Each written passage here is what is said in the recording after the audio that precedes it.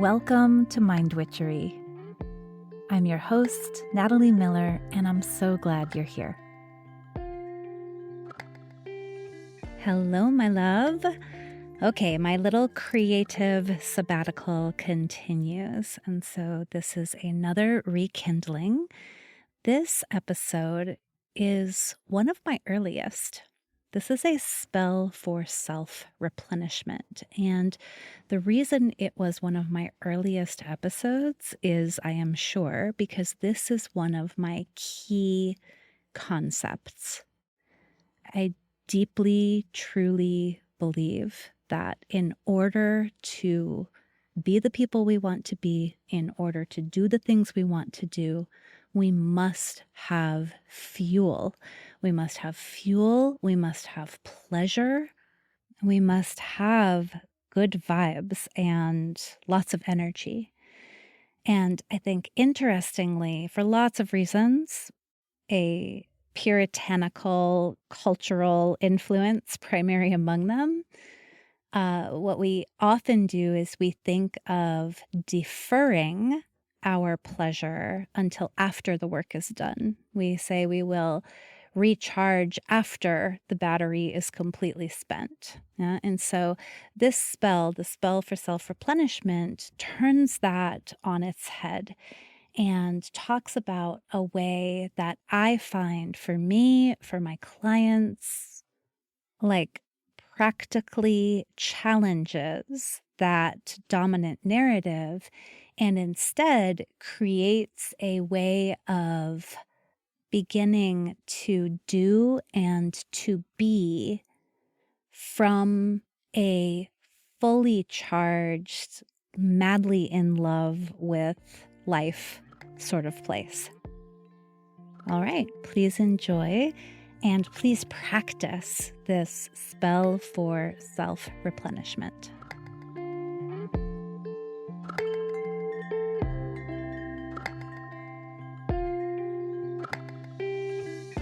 Hi, thank you for pressing play on this episode today on the spell for self-replenishment.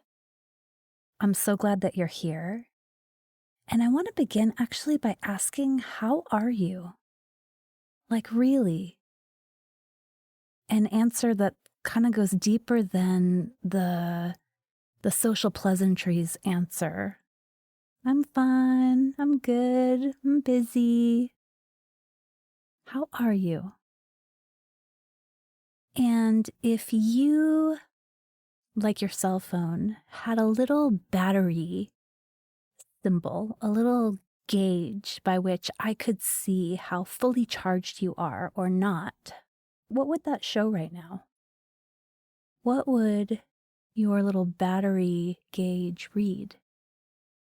My phone has a thing called low power mode. When I have 20% battery or less, it asks me if I'd like to be in low power mode. And to be very honest, over the past couple of days, I felt like I was recovering from operating in low power mode.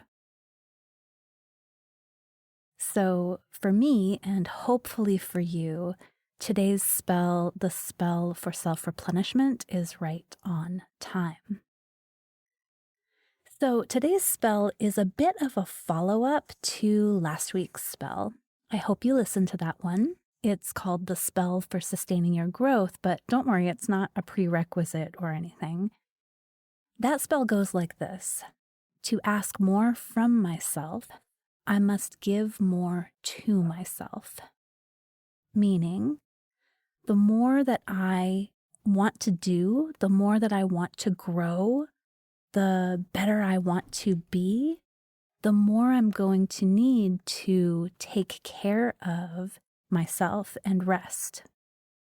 So I used a metaphor to describe the concept behind that spell, and that metaphor was a car on a road trip. Like, the more you're asking of your vehicle, if you're asking it to drive up a hill, if you're asking it to travel through rough terrain, the more fuel it will need. And the same is for you. The more you're asking of yourself, the more fuel you will need. So I got that spell from Gretchen Rubin and from her amazing book, Better Than Before, which I very much recommend. Gretchen's book is also what introduced me to the concept that I'm talking about today in the spell for self-replenishment. And that concept is treats. So here it is, the spell for self-replenishment. Treats are fuel. Treats are a way to recharge our batteries. Treats are fuel for our growth, for our better habits, for our ability to care for other people. Treats are fuel. So let me tell you a little bit about what a treat is. When Gretchen introduces treats in Better Than Before, she tells us that treats are little or big bits of self-love, of pleasant experience that you have, that you indulge for no reason at all.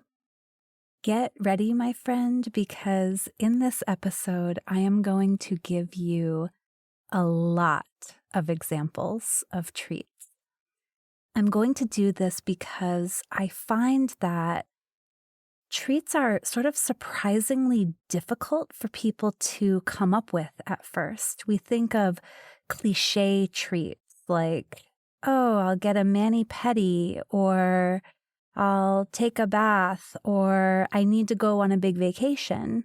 And those certainly all could be treats, but treats are much more than that. So I'm going to give you ample examples of things that are treats for me, or things that have been favorite go-to treats for my friends and my clients. And I hope that they will help to spark your imagination and your conjuring up of what might be a treat for you. Some little treats might include writing with a nice pen or taking a bath. A little treat is driving the scenic route instead of the interstate. It's drinking sparkling water in a pretty glass with a slice of lemon. A little treat is stopping to smell your neighbor's roses. Or it's buying yourself a dozen roses to bring home. A little treat is knitting or painting or lounging for 20 minutes in the middle of the day. It's reading a paperback with a pretty cover. A little treat is getting an Uber rather than dealing with parking downtown. A little treat is taking an hour on a Tuesday afternoon to Zoom with your faraway friend. There are also bigger treats, of course. A bigger treat might be a spa day, massages and facials. A bigger treat might be taking a whole personal day and dedicating it entirely to doing whatever you want. A bigger treat might be going on a weekend getaway or having your car completely detailed. A bigger treat might be investing in something luxurious, like really nice pajamas or a fancy teapot. A bigger treat might be purchasing a work of art that makes your heart sing. Almost anything really can be a treat. Treats can be expensive, or they can cost nothing at all. I find that treats are highly individual specific. So for some people, like me, going grocery shopping is a treat. For real, this is a treat for me. I love going, especially to like an organic market or a co-op. I love the way they smell. I love browsing the produce. I love going through all of the natural potions. I love it. For other people, not so much. But for other people, something like a camping overnight might be a treat. That would not be me. Not so much into the camping. So the main guideline for what constitutes a treat is this. Treats are enlivening pleasures. They help you to be present, to wake up to and connect with life's abundance. So really, there's just a couple things that treats are not.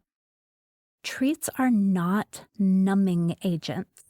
So they aren't activities or things that disconnect you or dull your experience. Remember, they're enlivening. They help you connect. So an episode or two of a great show might be a treat.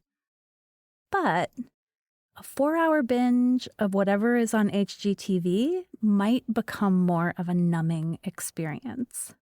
Many of you maybe have had this experience where Netflix asks you, "Are you still watching?" So by the time that little message comes up, you've probably moved past treat and into transfiction. Similarly, a margarita or a glass of wine might be a treat.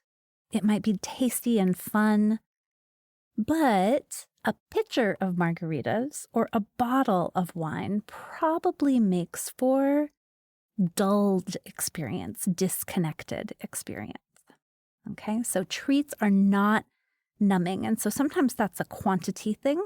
And sometimes it's just, what is disconnecting for you? Okay, treats are also not shoulds. They are wants. Okay, so a treat is what you actually want, not what you want to want. So a salad could definitely be a treat, but only if you really want it. If you're having the salad because you want it, it's not a treat anymore. In that case, if you want a scone, eat a scone. You want a cookie, eat a cookie. That's a treat. A workout could be a treat, but only if you really feel like working out, or only if you get into it.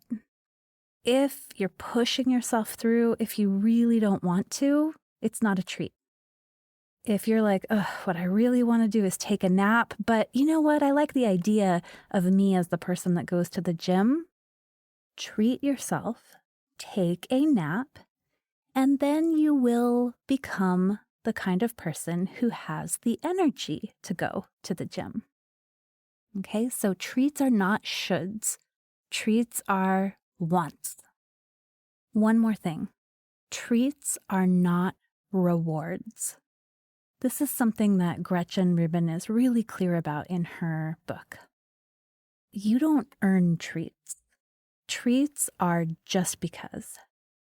So this is not a, when I finish my taxes, then I'll go get a facial kind of situation. Because in that scenario, a facial is a reward for finishing your taxes. First, you'll finish your taxes, and then you'll reward yourself with a facial. So that's not, okay, let me just get through this crazy week, and then I'll give myself a day off. If the day off is a treat, the day off is happening in the middle of the crazy week. I don't know about you, but I personally don't have a ton of success with the whole let me reward myself for good behavior strategy of self-motivation. If I try to push myself to accomplish something and withhold the treat, I end up cranky, I end up resentful, and I end up not as focused and energetic for the task at hand. Okay, so for example, if I'm super tired and I tell myself, I'll go sit out on the patio after I clean up the kitchen, what likely will happen is that I will intersperse my kitchen cleaning up with some dawdling on social media or browsing through podcasts. So doing the dishes takes like twice as long. And when my kid comes in and asks if there are any clean spoons, I snap at her because I'm already running on fumes. I'm already doing something I don't want to be doing, and so I'm extra irritable.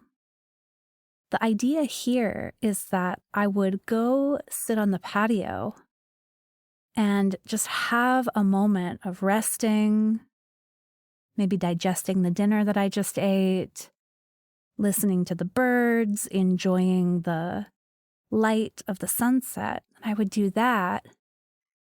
And then I would go in and I would have the wherewithal to handle the project of the messy kitchen in a more resourceful way.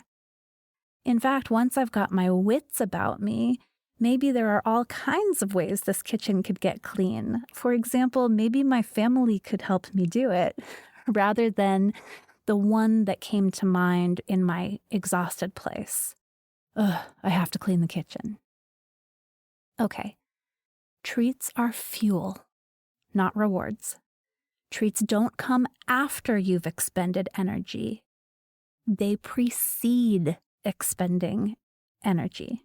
Treats are fuel for energy expenditure. This is pretty simple, but it's revolutionary, and it's revolutionary in so many ways. So in my own coaching practice, I've taken Gretchen Rubin's concept of treats and I have expanded it. I have run with it. I have found that treats are an excellent treatment. Treats are treatment that helps people who tend to overdo, overgive, people who are burned out. So treats serve a bunch of functions that are helpful for people like this. And that's me, by the way. So I know from experience. Okay, first, treats dramatically improve everyday life. They just do. I want you to imagine for a moment a day infused with treats, large and small, at your breakfast table, on your desk, in the middle of your day. A day infused with the permission to enjoy yourself and even a prioritization of enjoying yourself. Imagine that. Treats in this way lift your mood and they also help you to be present.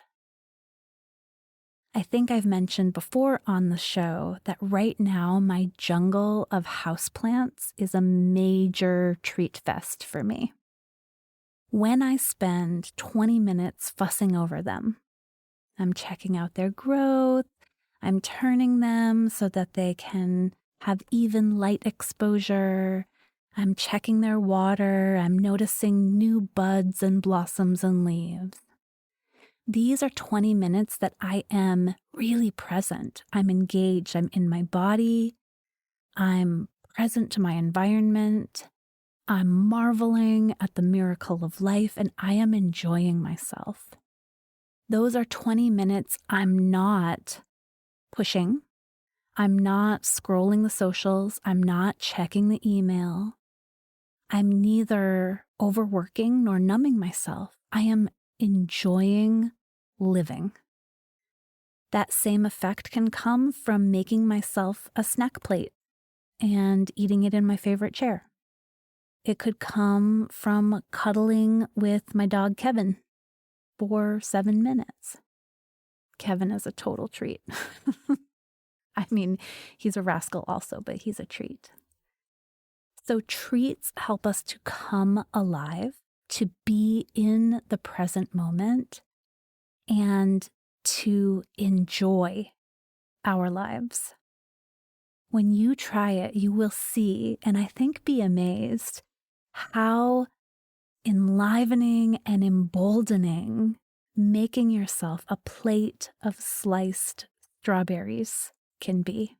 How incredibly replenishing 20 minutes sitting on your porch with a magazine can be.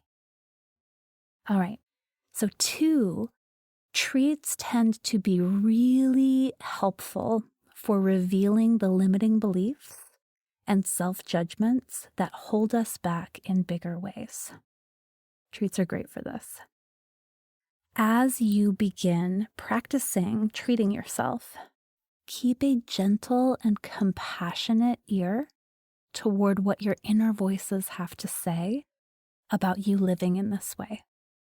Okay, so for example, let's say you really want to take the afternoon off And you start to make moves towards doing that.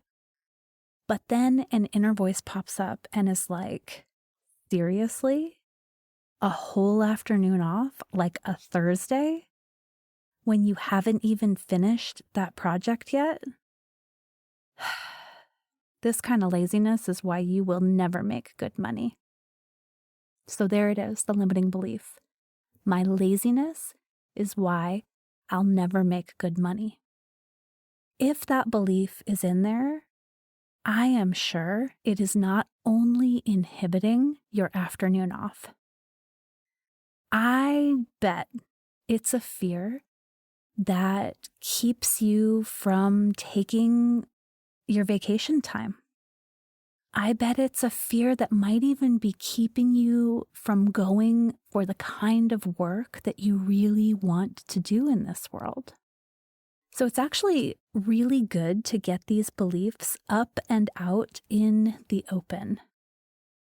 And even better, treats will help you to challenge those beliefs in small ways so you can chip away at them a little bit and free yourself from them in the bigger sense. Because here is what I know. When you tell that little judgy voice, hey, thank you for your input, but actually the way that I'm trying to push through right now isn't really working.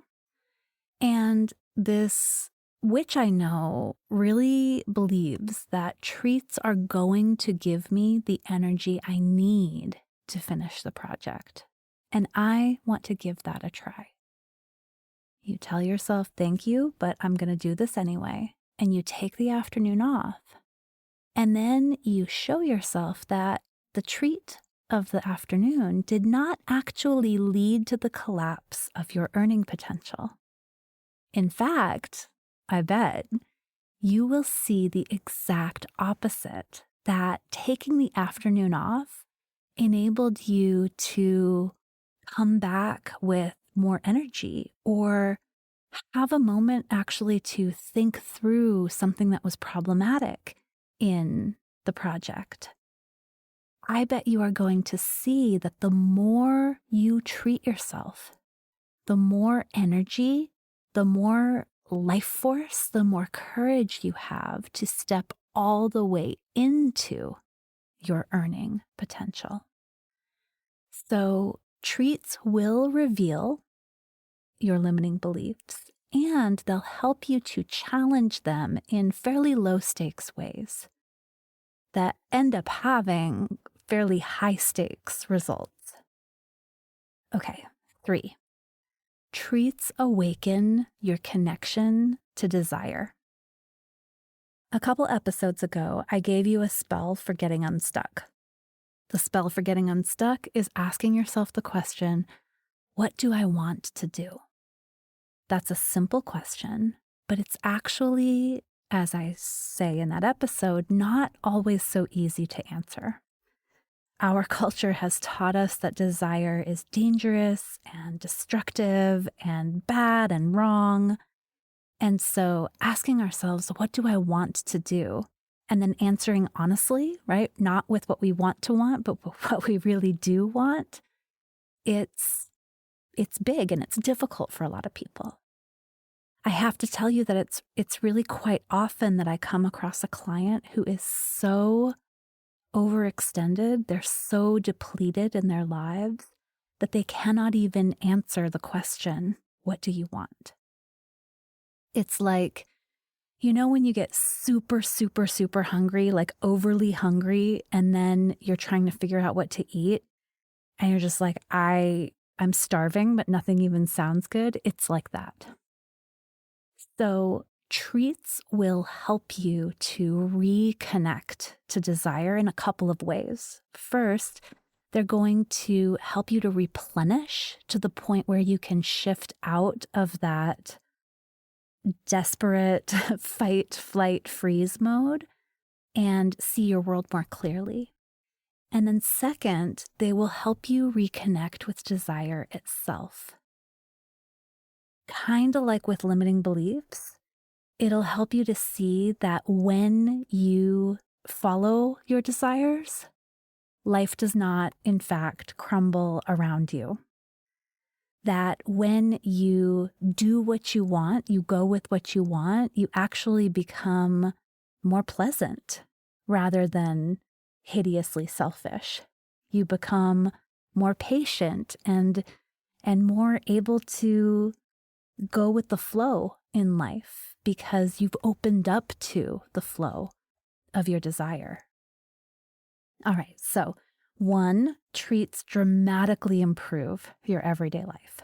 2, they reveal and challenge your limiting beliefs. 3, they help you connect with desire, which is your most potent manifesting power. There is one more effective treats, though, and this one is my favorite. Treats generate abundance consciousness. This I have seen again and again, and I see it in my life all the time. As I begin consciously to treat myself, my general mood improves, and my sources of pleasure diversify. As I consciously treat myself, I become so much more aware of the simple pleasures that have been here all along.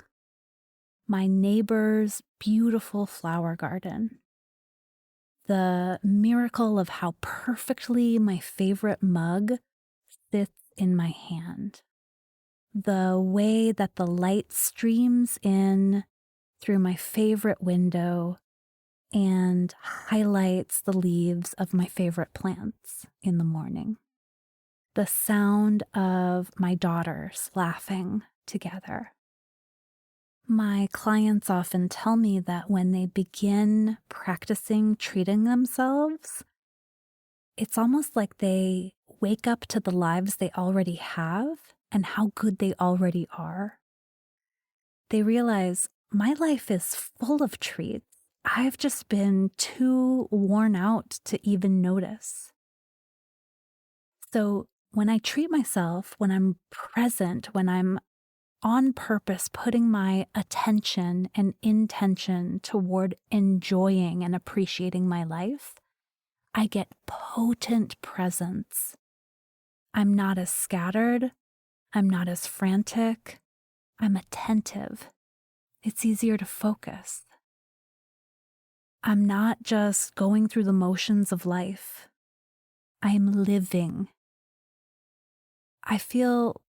I can promise you, as you do this, you will like your life. You will like yourself more and more.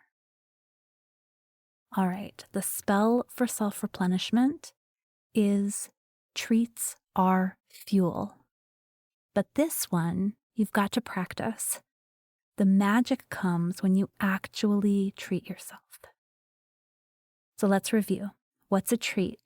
A treat is an enlivening pleasure that helps you to be present, that connects you with life's abundance.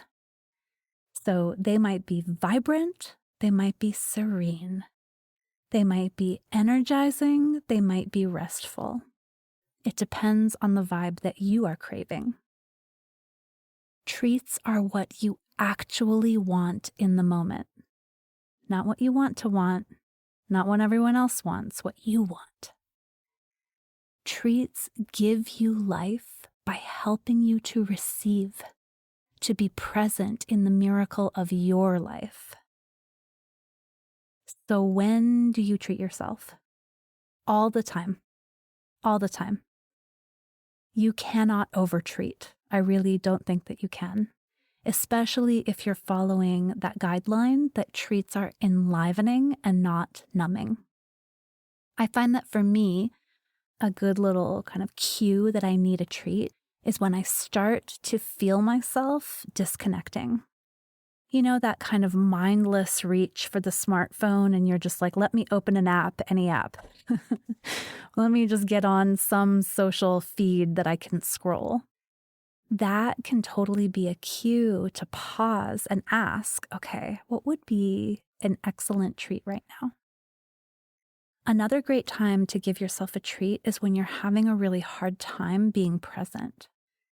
So if you're having trouble focusing, if you're having trouble being patient, we are taught to judge and punish ourselves when it's hard to focus or when it's hard to be patient. But I really believe that these are symptoms of overextension, symptoms of overwork. They're not character flaws. They're just signs that we're doing too much. So treat yourself before you work. Treat yourself while you work. Remember, treats are not rewards. Treats are fuel. What counts as a treat? This is as individual and quirky as you are. I had a list of mine at the beginning of the episode. If it's tough for you to come up with treats in the moment, you might create a little treats menu for yourself. Here are a few different categories to consider. So I love to go for body and self-care. What would my body like? A stretch, a walk, an orgasm, a snack, a beverage, time in the sun, time in the water. Checking in with your body is a great way to figure out how to treat yourself. Another thing to consider is how you might bring pleasure to your various senses in everyday experience. So, what would be lovely to see around you? What would be lovely to smell? I love essential oils and candles as treats. What would be lovely to taste? What would be nice to hear? Maybe if I open the windows and I hear the bird song, for example. And how about textures? What would be nice to touch? I think that's one of my favorite things about writing with a nice pen. I love a felt-tipped pen on good paper. That makes any podcast planning totally delicious as an experience because I just love how the pen feels on the paper. Another category for treats are activities or items that are in season. So, what's something that you love this time of year?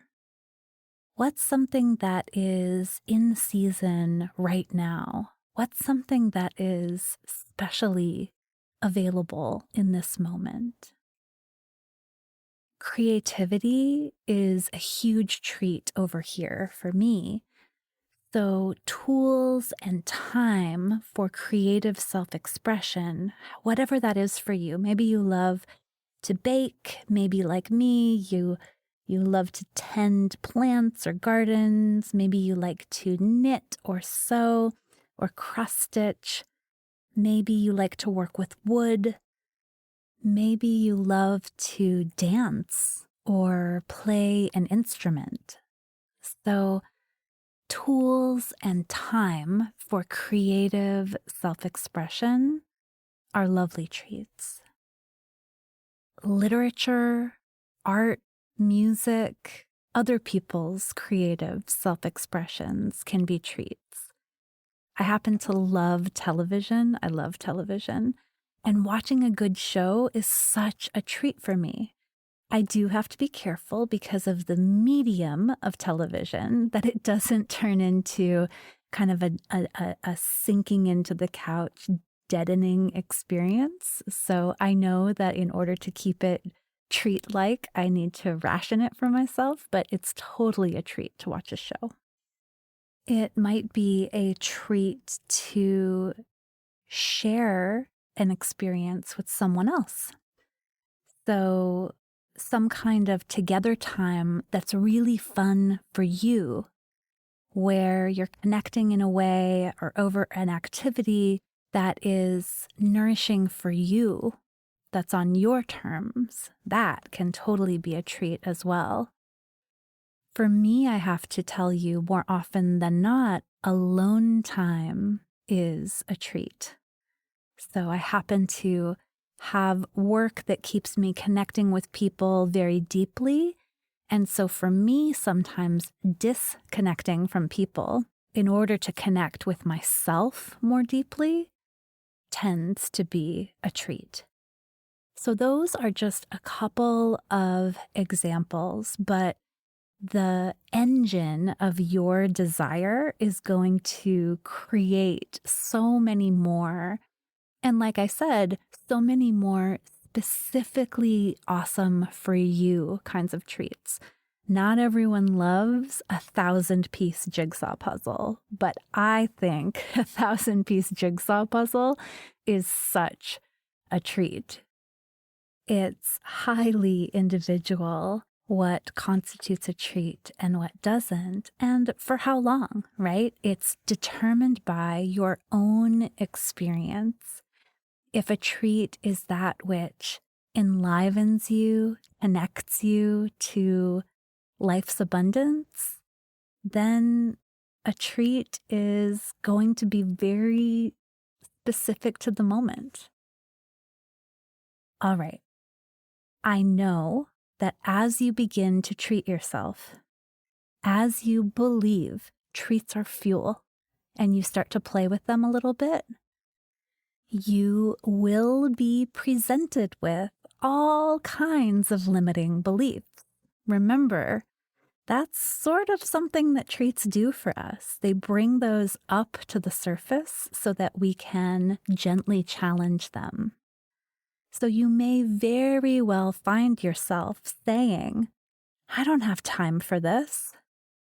I invite you to remember that I don't have time for this is likely holding you back in all kinds of ways. You might very well find yourself saying, ugh, you're so selfish. Nothing is ever enough for you. And I invite you to consider that that belief is totally affecting the way that you show up in your life. As these beliefs arise, notice them.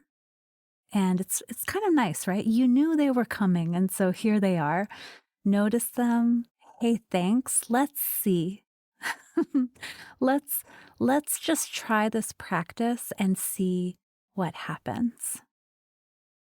Let me go ahead and take the little breather that I, quote, don't have time for.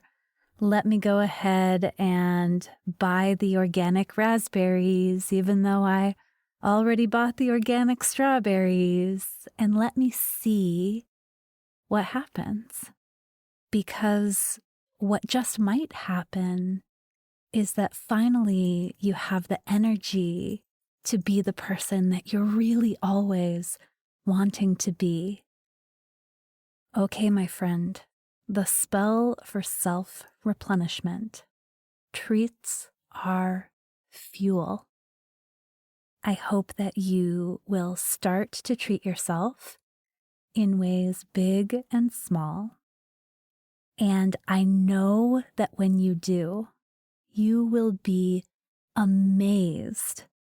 Truly, you will be amazed at how different the world looks and how differently you look at yourself.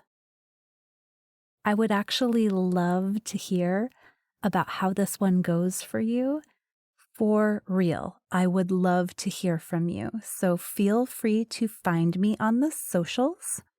You can find me at Ms. Natalie Miller on Instagram, or my / on Facebook is Natalie K. Miller. Send me a message and tell me how it went. You are also welcome to send me an email at connect@mindwitchery.com. So I will love to hear from you, one place or another. This practice really does make such a huge difference in people's lives, and it brings me so much joy. It is a treat for me to read about that from you. Thanks so much for listening. Bye for now.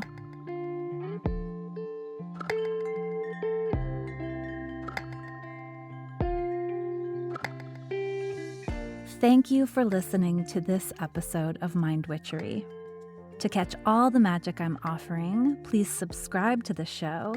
Or if you want a little bit of weekly witchiness in your inbox, sign up for my Sunday letter at mindwitchery.com.